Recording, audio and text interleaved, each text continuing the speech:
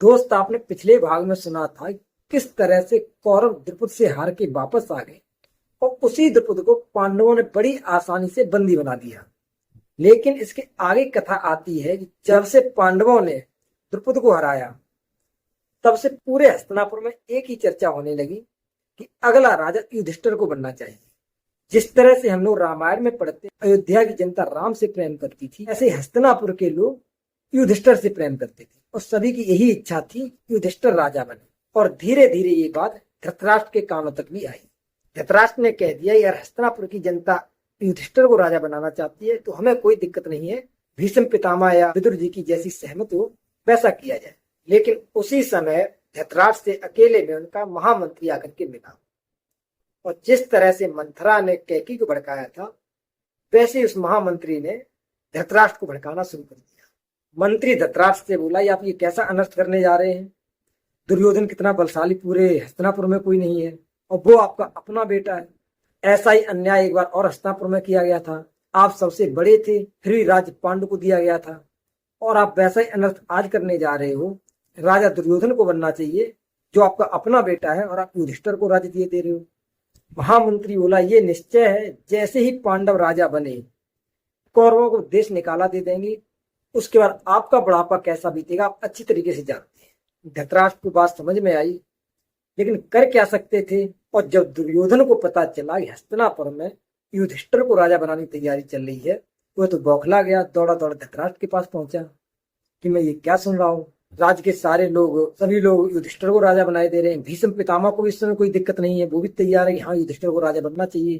दुर्योधन बोला, जबकि राजा बनने का असली उत्तराधिकारी तो मैं हूँ, आप सबसे बड़े थे, अंधे होने की वजह से आपको राजा नहीं बनाया गया, पांडु को राजा बना दिया गया, लेकिन मैं तो अंधा नहीं हूँ, मैं तो सब समझता हूँ, मुझे राजा बनना चाहिए। धृतराष्ट्र बोले दुर्योधन से, देखो चाहता तो मैं भी यही हूँ, राजा तुम बनो।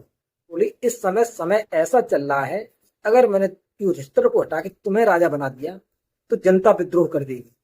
दुर्योधन बोला, पिताश्री आपके मेरी इतनी बात मान लीजिए, कुछ दिनों के लिए पांडवों और कुंती को बड़ावत भेज दीजिए, आपकी आज्ञा टालेंगे भी नहीं, आप केवल पांडवों को आज्ञा दो, केवल 1 साल के लिए बड़ावत चले जाओ, बाकी मैं सब कुछ देख लूंगा, आगे न तो हस्तिनापुर की जनता विद्रोह करेगी और राजा मैं ही बनूंगा।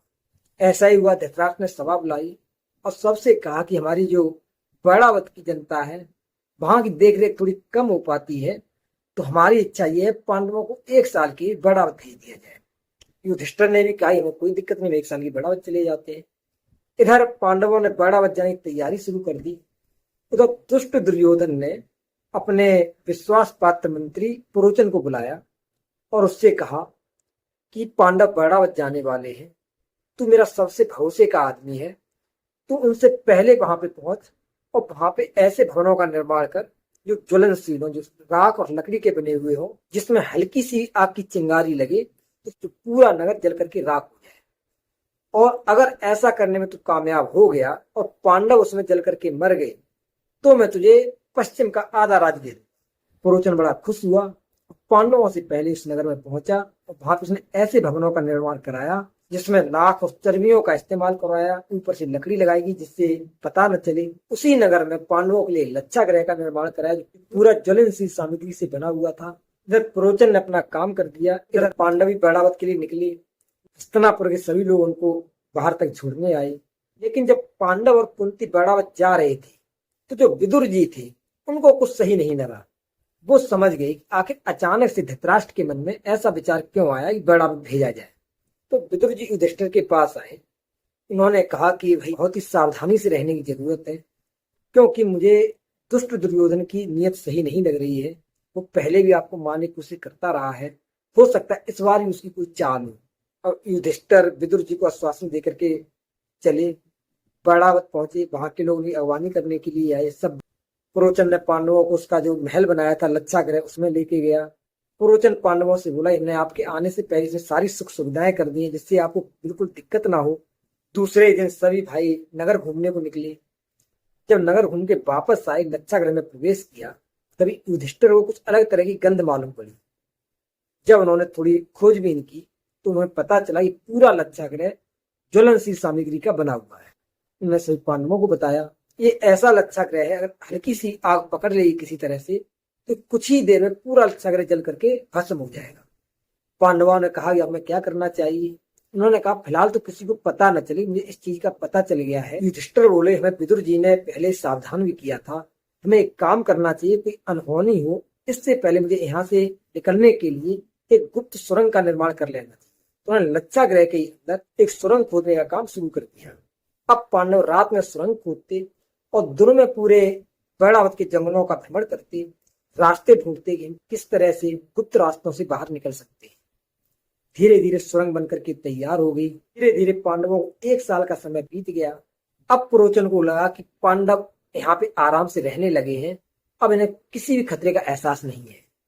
तभी उसने मौका देख करके देखा कि पांडव और कुंती सो रहे हैं। उसी समय उसने लच्छाग्रह में आग लगा दी। लेकिन पांडव पहले सतर्क थे, उन्होंने तुरंत ही कुंती को लेकर सुरंग वाले रास्ते से जाना प्रारंभ कर दिया। लेकिन उसी समय संयोग से भिलनी और भिलनी के 5 लड़के लच्छाग्रह में चोरी करने के उद्देश्य से आए हुए थे। उसी समय लच्छाग्रह में आग लग गई और भिलनी के 5 पुत्र जलने से उनकी मृत्यु हुई। पांडव अब भीमसेन कुंती को कंधे पे बिठा करके बड़ी तेजी से सुरंग के रास्ते से गंगा जी के तट पे पहुंच गए। वहां पे गंगा जी के तट पे विदुर जी का एक विश्वास पात्र नाविक मिला। उसने 5 पांडवों को गंगा जी के पार करवाया। गंगा जी पार करते हुए पांडव छुपते हुए पश्चिम के जंगलों में पहुंचे। उस घने जंगल में पांडव रास्ता भटक गए।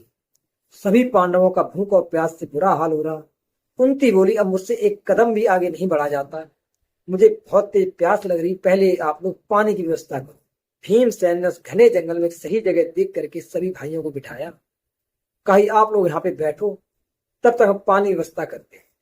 लेकिन इस घने जंगल में पानी मिलेगा कहाँ पर। तभी युधिष्ठिर बोले कि ध्यान से सुनो, सारसों और पानी वाले पक्षियों की आवाज आ रही है। भीमसेन तो उसी दिशा में जाओ, जरूर वहां पे कोई तालाब सरोवर होगा जहां से आप पानी लेकर के आ जाओ। भीमसेन उन्हीं पक्षियों की आवाज की दिशा में चले। बहुत आगे जाने के बाद उन्हें एक सरोवर मिला जहां पर उन्होंने पहले स्नान किया। पत्तों से एक टोकरा तैयार किया जिसमें अपने और भाइयों के लिए पानी लेकर के चल दी। लेकिन पांडवों का समय खराब था। जिस जंगल में वो रुके हुए थे वो जंगल एक हिडम्बासुर दैत्य का था। हिडम्बासुर दैत्य ने अपनी बहन से कहा देखो ध्यान, आज पहली बार इंसानों जैसी खुशबू आ रही है, खोज करो कि इस जंगल में कौन आया हुआ है जिसे अपना आहार बनाए। इधर भीमसेन अपने भाइयों के लिए पानी लेकर के आई। हिडम्बासुर की बहन थी हिडम्बी, उसने दूर से देखा उन 5 भाइयों को, तो उसने सोचा पहले हमला करने से पहले भेष बदल करके इनके बारे में पूछा जाए, ये कहाँ से आए हैं, कौन है और इस घने जंगल में इतनी रात को क्या कर रहे हैं। हिडम्बी ने एक सुंदर स्त्री का रूप बनाया और भीमसेन के पास आई। भीमसेन इतनी अंधेरी रात में इतने घने जंगल में उस अकेली स्त्री को देख करके हैरान हो गए। और दोस्त इसके आगे किताब अगले भाग में सुनाएंगे, तो चैनल को सब्सक्राइब कर दीजिए, लाइक कर दीजिए, जो क्रम बाय क्रम आपको महाभारत की कथा मिलती रहे।